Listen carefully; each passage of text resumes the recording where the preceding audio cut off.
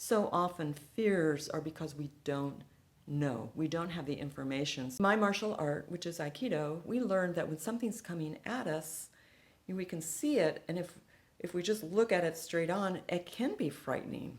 But what we learn is we learn to step offline, step in, and move with. And when we do that, we put ourselves in a position for learning. So if it's a person, we're looking in the same direction that they are. If it's some kind of thing, then we're learning more about it.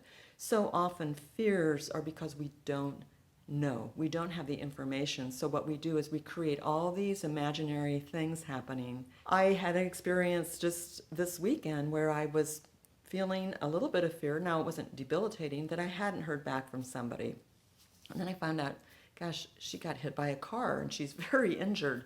And so anything that I was thinking was really wrong. Now, let me give you a couple more examples of that. Right now, AI is taking the world by storm. And I know a lot of people are still afraid of AI and its potentials. Some of that fear is founded and some of it is not. For me, I want to learn about AI, so I stepped and spiraled in.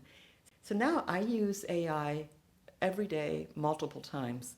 I know because I'm learning its limitations and its advantages. I'm being afraid because I don't know puts us into a state of fear. Another example is that you've reached out to somebody and you haven't heard back from them. This happens so often. And what I notice is when we haven't heard back from somebody, that almost always what we assume, false evidence appearing real, is almost always wrong. Step in, spiral in, and ask yourself what might be going on with that person. Consider that maybe they're on vacation, whatever, but try to avoid making up things.